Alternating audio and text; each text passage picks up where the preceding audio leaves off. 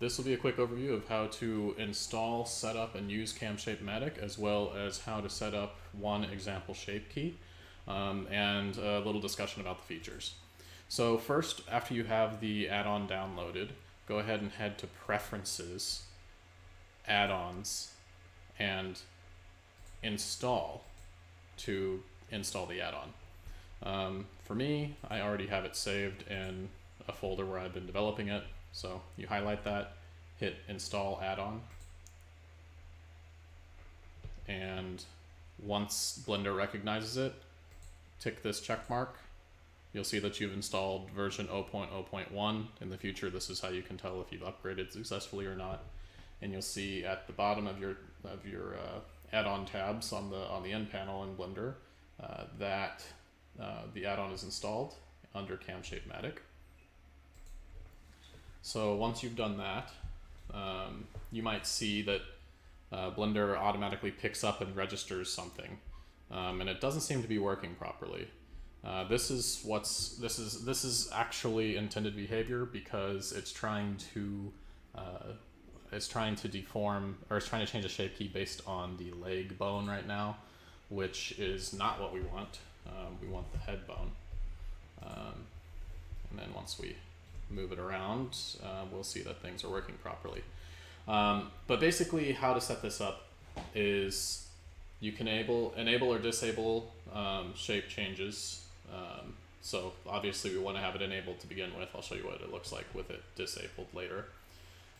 You can select a mesh that you have that you want to change based on camera angle. In my case, I want her head mesh, so that's already selected. You can just type that in and search for it. Then you can select shape keys that you've defined. In my case, I've already made two shape keys. One is cam left and the other is cam right. I'm going to go ahead and make two more. So we'll call this one, once it loads, cam top. So cam top. And this one, cam bottom. I've got a lot of shape keys, so it might take a little while if you have a lot of shape keys to load new ones into Blender. Cam bottom. All right, so you can do the same thing here. So I've got cam bottom, cam top for the top shape key and cam bottom for the bottom shape key. Okay, so then all you have to do is set up these shape keys. So as you can see, my cam left shape key is already set up. Okay, it really stretches the face.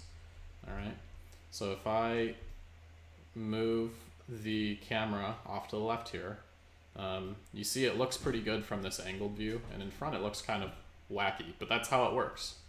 Now if I disable shape changes and then go to the side, you'll see that here on the corner of the eye, it looks concave. That's what is a dead giveaway for a 3D model. And then the mouth seems really close to the nose. And this is actually a trick that a lot of animators do, and a lot of mangaka do, is when you move the camera angle to the side of a model, the mouth goes down just a little bit because the nose actually has to go down to keep the eye visible. So that's sort of a trick that's going on here. And you'll see also I made the eye less concave from this angle. So now we're going to go ahead and just do that on the right hand side shape key, just so I can show you a couple of tips and tricks on how I do that. So I've already moved the mouth. I think that should be pretty straightforward. But let's go ahead and get that eye to be a little less concave.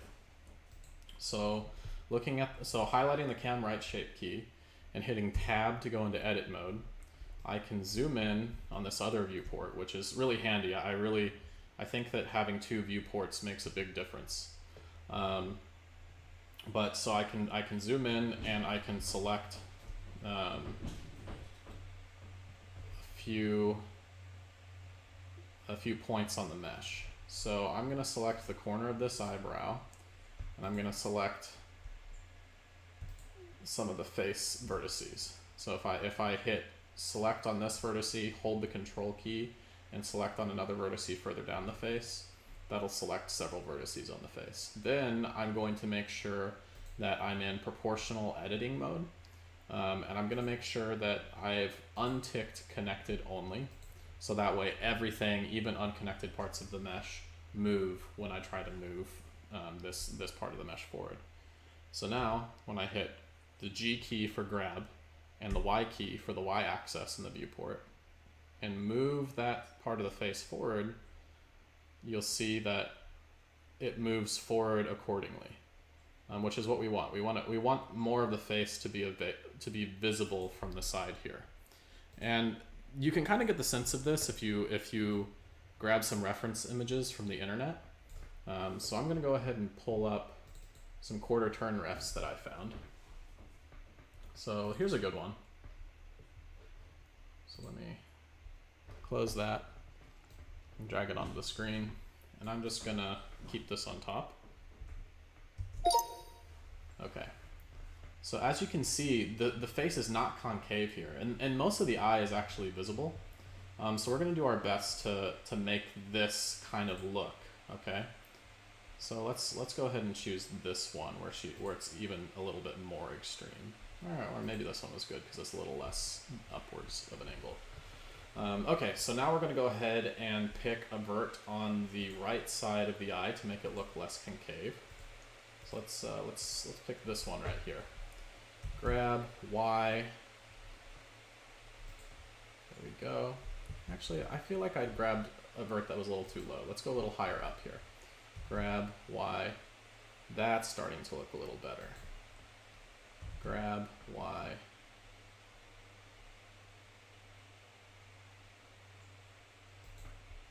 Then I'm going to grab this vert right here at the bottom of the eyelash and bring it back just a little bit. Grab Y and move it back. And now we've got an eye that looks a lot less concave, a lot more like it should from an angle. But now the other thing is now she looks a little cross-eyed. She doesn't look like she's looking in the correct direction. That's just because we've changed the shape of the eye. So now I'm going to go ahead, I'm going to select all of the vertices that I have on the iris and the additional shapes. I'm going to tick connected only now, so that way I'm not dragging everything else around with it. Grab these and move them a little bit to the left. But now you see it looks like her iris isn't tilted right. It's got it's like tilted out. That doesn't look right. So I'm going to rotate it just a little bit until it looks more like it should.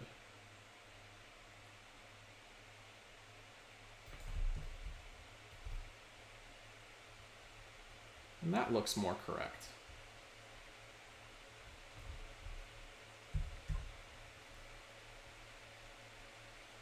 And I find that if I hit the S key for size and then hit the Y axis, you will see, so S, Y, you'll see that things look a little bit better if I flatten it out.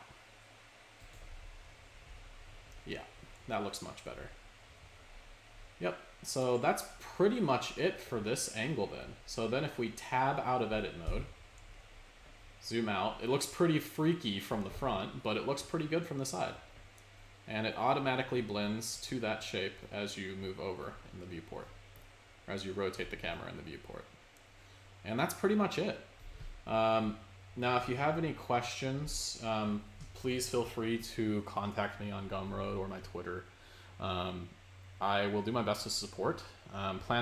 Right now, a limitation is that this only works for one mesh at a time. So you're going to have to just choose the face mesh or whatever other single mesh you want to work with. In the future, I plan to implement this so it works for multiple meshes. Like say you want the hair to change shape as you rotate too. But for now, if you want to change the hair shape as you rotate, you're going to have to join the hair object with the head object. Okay. I also plan to implement this for Blender, for more than just Blender, for UE4, Unreal Engine 4, Unreal Engine 5, and hopefully Unity. I'm not as well versed in Unity, so I'll see what I can do there. If you'd like to assist in setting this up for Unity, and you know your way around Unity, feel free to reach out. But that should do it for this tutorial. Please leave a like, comment, subscribe. Let me know in the comments if you have any questions. Thank you.